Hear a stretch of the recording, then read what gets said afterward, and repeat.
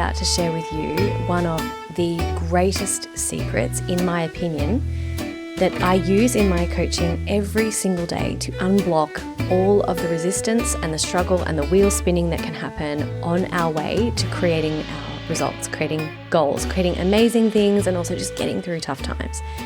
So you can use what I'm about to teach you to coach yourself to your own very next level, or you can use it to coach others too. And I really hope that you enjoy it. G'day, welcome back to the Super Freak podcast.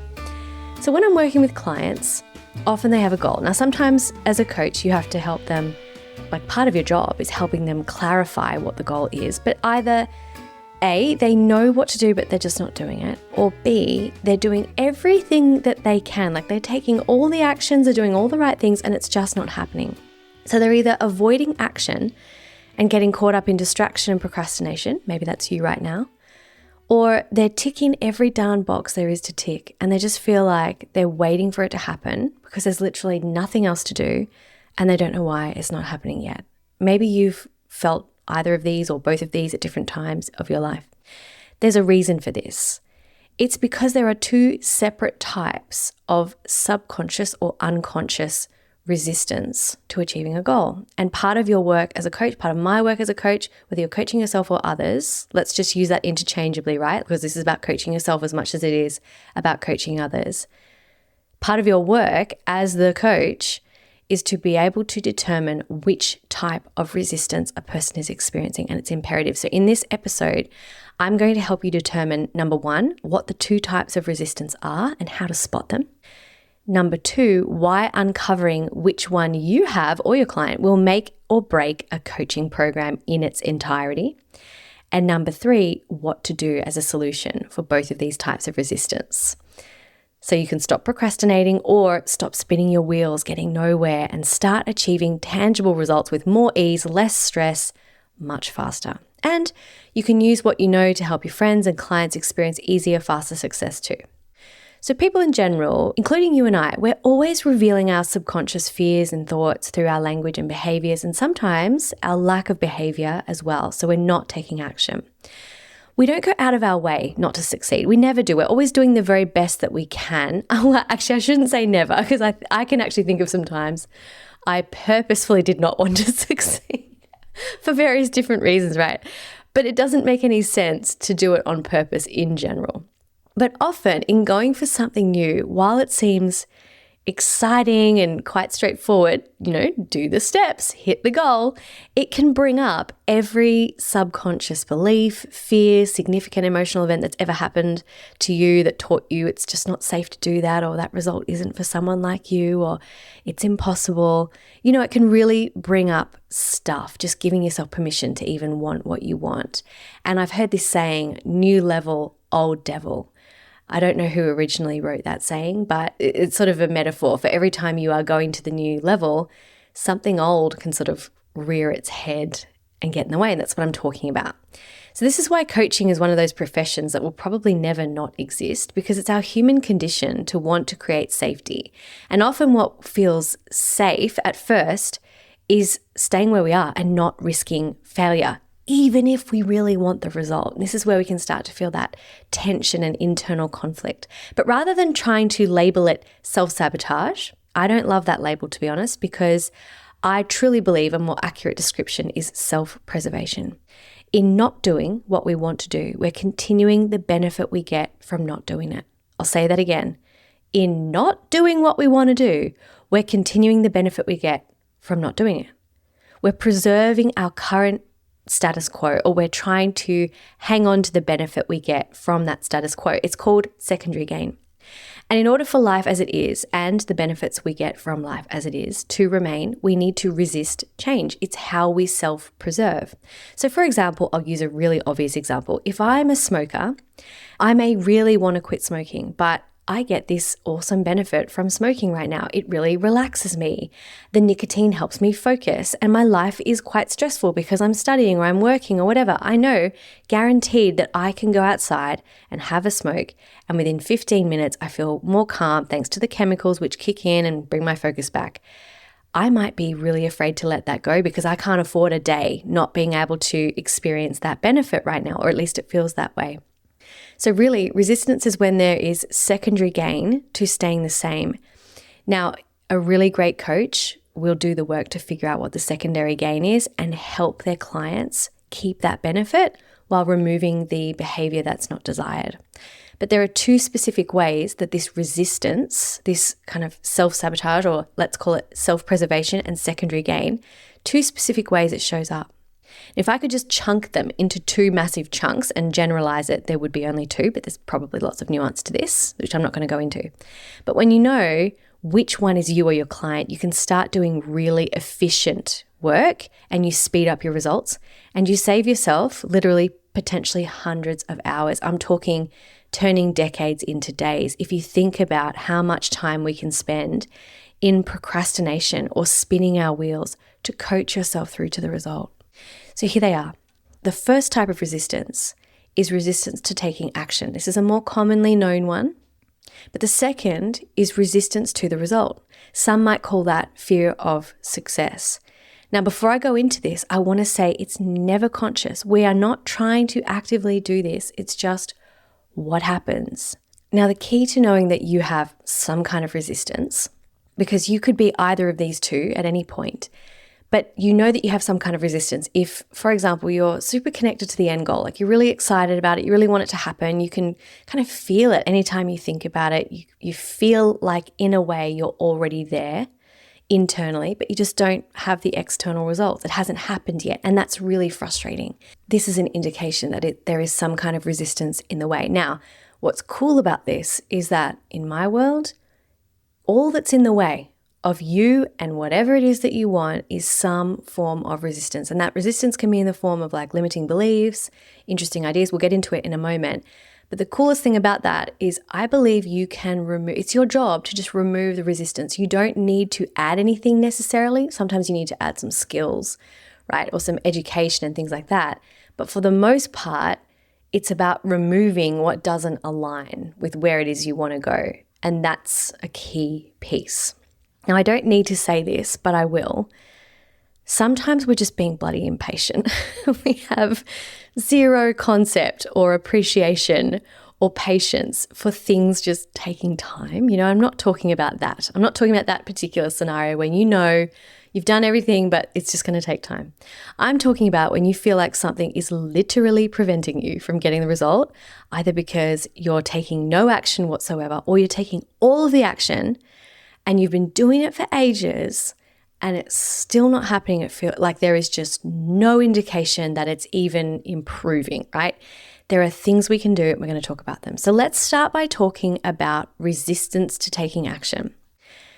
There are two main sort of dead giveaways. So you know this is you if, number one, you are an epic procrastinator. I would say this is the main dead giveaway, right? Like the action is quite simple and clear, but you've managed to do something else, super complicated even, instead of the one thing that you're supposed to be doing. I remember when I was at university studying interior architecture, I had to do this project where we had to map where the sun hit a building and like trace the shadows, and it was a bit of a project. And it was so simple, but I just could not get myself to do it. And I remember catching myself about 3 hours after I sat down and I had all these different clothes on because I had opened up my wardrobe and I started cleaning up my wardrobe instead. It was a huge task to clean up my wardrobe, but I found myself doing that instead of just the task. That was resistance to doing the task. That's the first one. The second giveaway is that you're not moving on your list of things to do, which is similar, right? But even if you're doing lots of other things, the needle doesn't move forward. So you might be doing lots of similar things. You might be doing, let's say you have a business and you're doing lots of social media, lots of marketing, lots of activity, lots of like subject related activity. So the first one was you're doing something completely different, but this is you're doing something subject related and lots of it, but it's just kind of not happening. You're not doing the actual action. This is classic resistance to action. You might get caught up researching or taking a million courses, talking about it to everyone, but no action, not the thing that is most uncomfortable. Or you might just straight up not want to take the necessary actions. I remember when I was young and I wanted to learn how to build wealth, but I refused to sit and read books about it and actually learn. I just was more interested in like feeling successful rather than actually being successful. So for example, resistance to act can be when you know you want to work out, you have all the apps, you bought a cute outfit, ask me how I know, everything is ready, it's even in the calendar, and no, you just don't, right? This is what I'm talking about. But it can also look like this. When something is so new, like for example, a new skill that you're learning, it challenges everything we are already really skilled at doing or that we find really easy. Now, whenever you're really skilled at doing something or you find it really easy, I'm going to break it down here for you. All that really means is you've done it enough times that you no longer have to think about it. You are unconsciously competent at that thing, whether it is a helpful strategy, a good strategy, a useful strategy, whether it's a strategy that gets you what you want or not. You've myelinated it. It's really easy. You know, the connections between your neurons have sort of been made between you and that thing. So it doesn't matter if it's useful or the most effective. It's just the easiest for you because you no longer have to think about it. So when you're learning a new skill and it challenges that, you have to do something different in those moments, even if our current way of doing things is quite slow, outdated, or clunky. For example, I might have this habit since I was young that when I need to remember something, I write it on my hand, right? Instead of writing it down, but that's how I capture information. And I used to do this. If I've not actioned a thing before I take a shower and wash it off, I write it on my hand again the next day. When it comes time to learn perhaps a more efficient way of doing things, managing tasks, etc., I know the way I do things means I risk forgetting tasks if they wash off. I'm speaking present tense, but this is me in the past, right? I know that the way that I do things, if I do this today, I know it means I risk forgetting tasks if they wash off. I know I still forget things. I know that if they're repeated, I have to rely on my memory, and that's not a great use of my brain space. I know I can only fit a certain number of things listed on my hand. I know it looks ridiculous. I need not go on, but this is my system. I don't have to think about it, and it works, and I don't want to change it. I get things done last minute. I know I feel rushed. I know I don't always achieve my goals, but it's my system, and I don't want to change it, right? I might resist then, if that's me, learning something new. I might get completely overwhelmed because anything different just feels wrong and clunky and hard because the way I currently do things just feels so easy, even though technically it's not easier because it doesn't work and I don't achieve my goals, right? Most of the time. This is just another form of resistance to taking action until those chemical impulses and neurons are fired off in the same direction a number of times and I become unconsciously competent at that thing. It's not smooth. It feels rough. It's literal resistance. It literally feels like there is resistance on the road. And even if my strategy kind of sucks, I'm resistant to change and act. So that's the first one, resistance to action. Hands up if that's you. Obviously, I can't see you, but I see you, right? The second type, and this is the sneakier type of resistance, is resistance to the result. In other words, a subconscious fear of success. Now, this one sounds crazy. Why would I have a fear of success? Well, let me tell you, if you've ever taken a course with me like Super Abundant, you'll know that we talk about things like the class system and the class system paradigm and mentality and how too much change can mean we feel like we are moving into a world or a life that we have to leave people behind. And there can be so much resistance to that level of change. It doesn't necessarily have to be class related. I don't like the class system or describing it in that way, but it can literally be just friendship related, family related. It can feel like you're kind of walking away from a certain circle or, experience that can cause huge resistance to actually taking action, even if you're really excited about the goal. And it can even be completely unconscious, as in you have no idea you're doing this, you just don't know why it's not working. It's so sneaky. Now, it sounds really wild, and even people who have massive goals that they're really excited about can experience this. But the main giveaway is this. You're not hesitant to take action whatsoever. You have no problem starting and completing a task. You learn about what you're supposed to do and you just do it straight away. But it's still not happening. It's still not looking like progress is even being made. It feels like you're at a complete dead end. Or you're getting like little bits of results, but it just doesn't feel anywhere near as satisfying. And it feels like it's been going on forever and ever and ever. And you're just not feeling satisfied with the progress that you're making.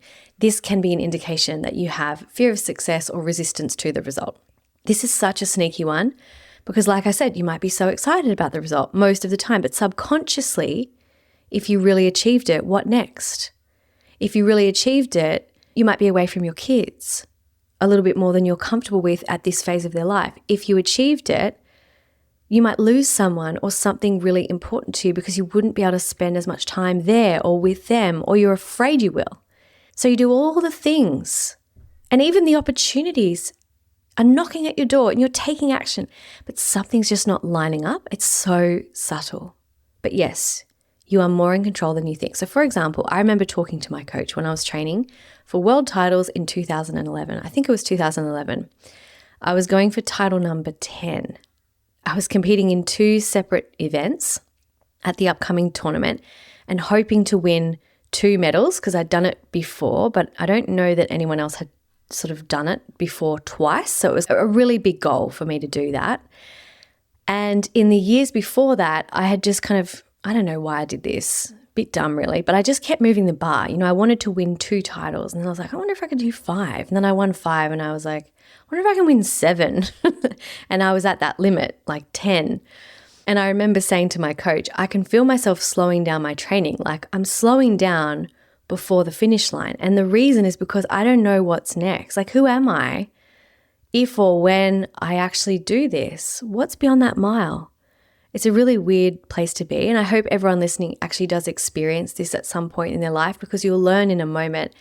It's a really weird sensation of almost coming full circle, because you have to kind of go back to basics. And I'll explain what I mean in a moment, which is just beautiful. And my aim with this podcast is that not only can I help you start taking action on things that you're not taking action on, but to get to a point where you've achieved everything that you could dream of and you realize that's actually like just the first bite of the cake. I don't know if that's even a saying, but there's always so much more for you and you get to open up your world in a whole new way. At the time when I was doing martial arts was my whole world, and I didn't realize there was so much more available for me beyond it. So this resistance to the result can also be not knowing what's next and therefore not being okay with getting closer to it, because you want that sense of security and knowing. Like an Olympian who knows it's their last Olympics. It can also be, though, just knowing that if you get there, it's a world that maybe nobody in your family or nobody in your lineage has ever experienced. It's complete unknown and you'd be the first. It's so new. It's almost scary in the sense that it feels like you might get into trouble, you might change too much or something, but you don't know. And the unknown can mean that we don't go 100% towards it with no resistance. So that's what I mean by resistance to the result. So do you know what I mean? Okay, now raise your hand if that's you, my friend. Again, I can't see you, but I see you. Now, to massively generalize, typically the resistance to action type folks, as in the first category of resistance, they're people who are closer to the beginning end of their journey of achieving like their first big goal or working towards something that feels like really outside of their comfort zone, maybe for the first time in a long time or maybe the first time ever. Again, massive generalization, but also typically folks who have resistance to success are people who have already had a lot of it in some way and they're going for something really extra special, but not always. I have met people who have resistance either way who are just in different circumstances. So like I said, massive generalization. Okay.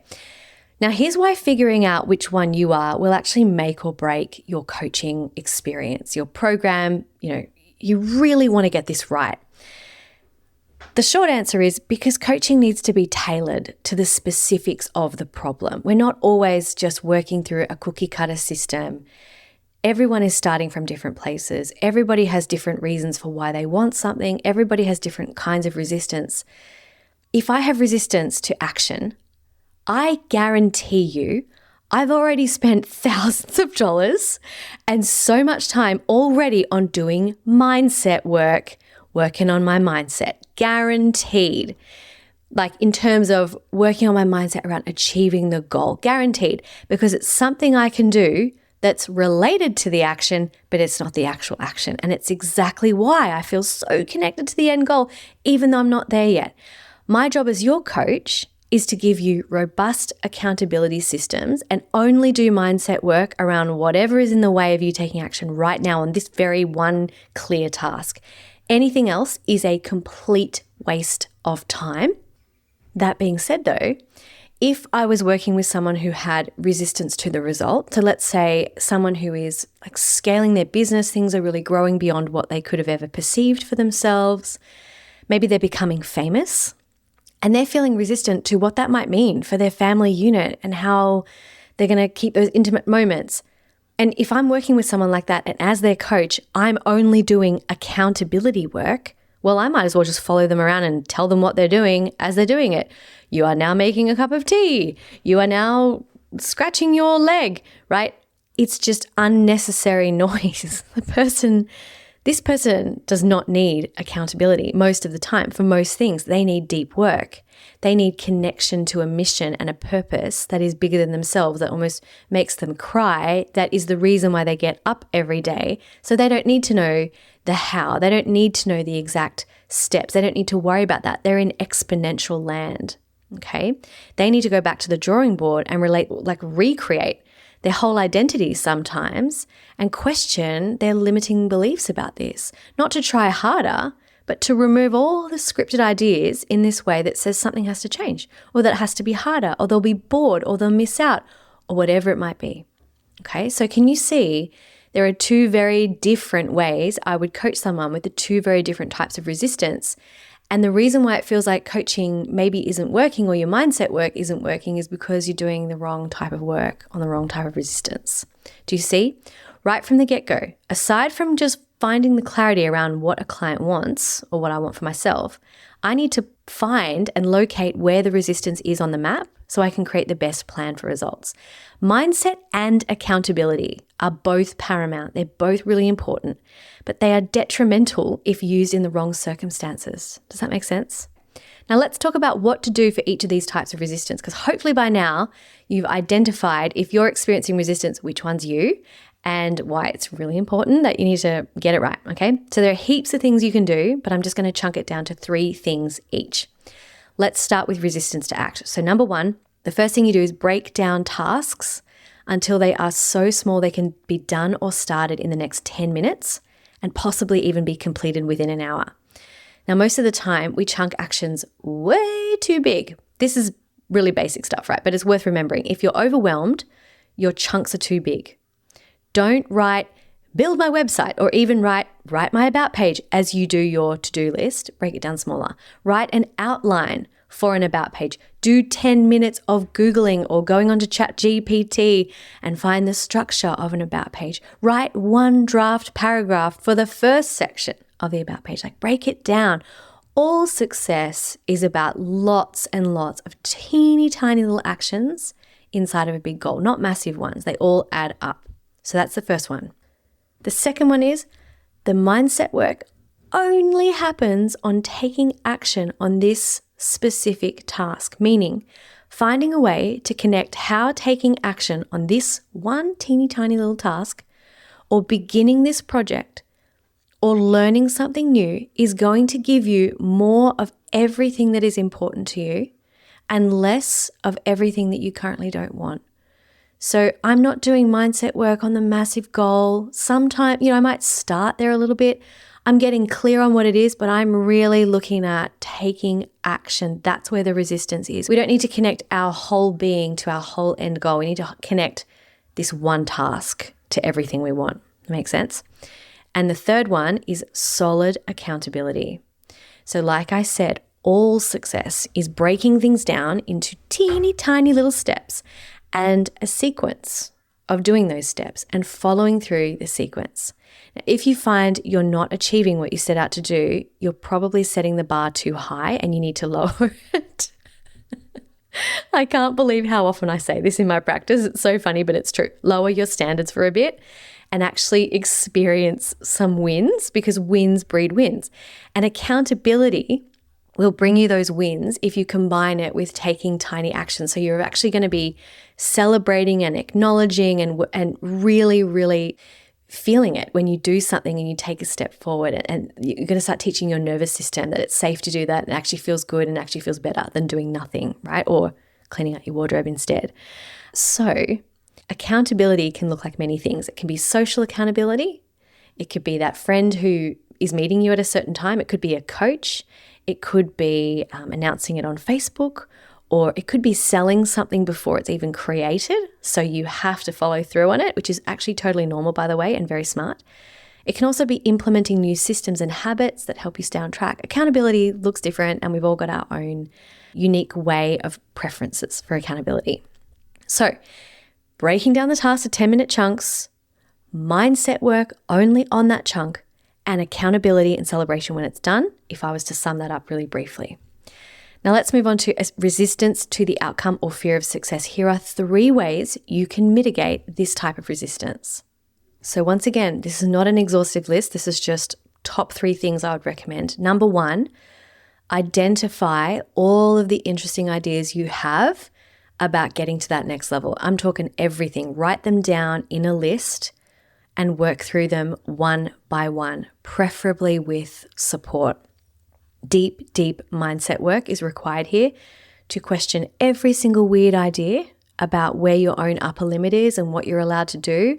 And I say weird idea because they're really interesting when you explore them, right? We know there's a solution for all of them. We just can't see it. So when you look back and think about it, you can just go, that was a limiting belief I had. I like to call it an interesting idea or a weird idea. It kind of takes a lot of the charge and the meaning out of it when you can just call it a weird idea. Like, I had this weird idea that this is what happened. I'm sure you've heard me say that before, but it's worth repeating. So this is where you do that deep mindset work. And when you work out what all of these interesting ideas are around the upper limit, you effectively, this is what I meant when I said, you come back to basics, you come full circle, because you then have to explore what those interesting ideas are in order to allow yourself to go beyond what it is. So an example of an interesting idea might be, I don't know what's next. It might be, it feels too unknown for me. It might be, I'm afraid I'm going to lose people, or I'm not going to be able to spend as much time with my family, and that's really important to me. You could have the most random ideas that actually just create like 1% of resistance.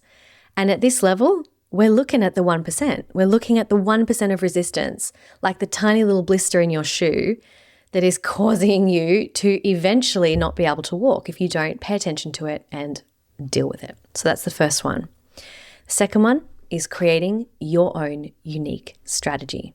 Now we do this by identifying the things that got you here, the things you did, the personality traits, the characteristics, the actions that absolutely won't get you there.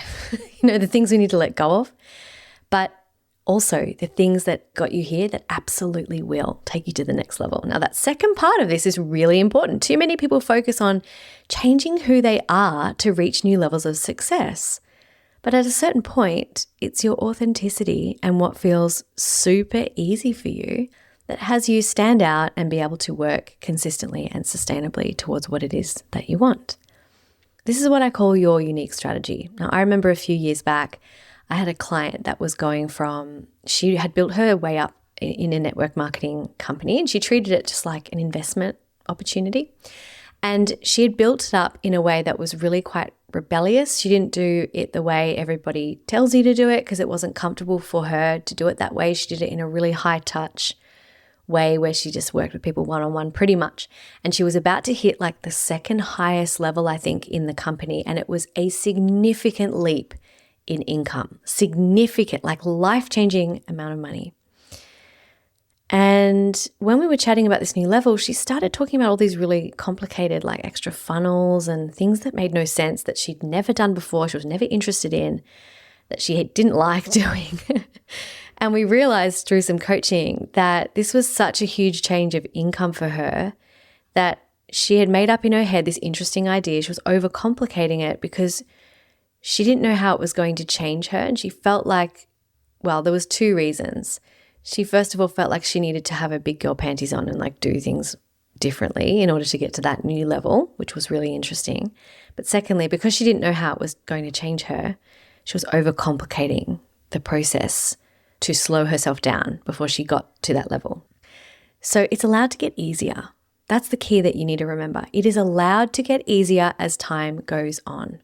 And a lot of people need to take on this because they've got an outdated idea that because it's been hard up until now, there is no traffic on that extra mile, but we kind of keep making it hard because it's always been hard.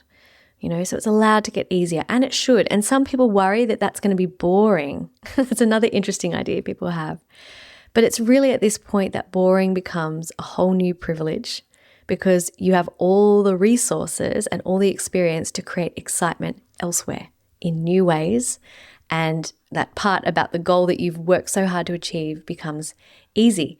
Believe it or not, this is like a massive identity shift. And it's a really weird thing, but it also feels like, again, coming back to basics. So that's the second one, is creating your own unique strategy, letting go of what got you here that won't get you there, and doing more of what got you here that will absolutely get you there. Okay, number 3, the final one, is having a mission that trumps the how. So doubling down on teaching your nervous system that it's safe to have the result without needing to know all the things that are going to happen in between. Because when you're on the road less traveled, there isn't necessarily a map of where you need to go.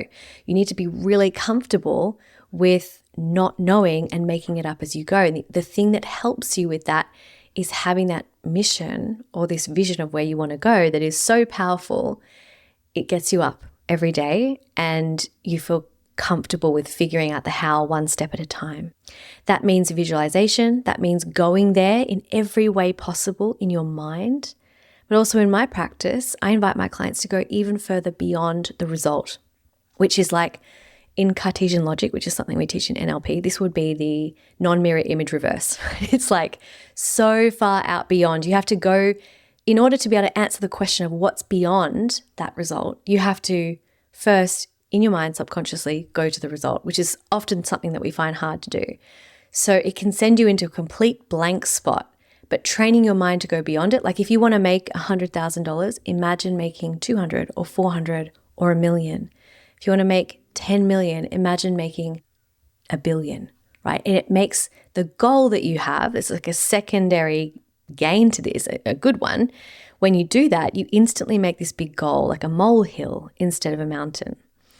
It's just one more step in an even more exciting adventure.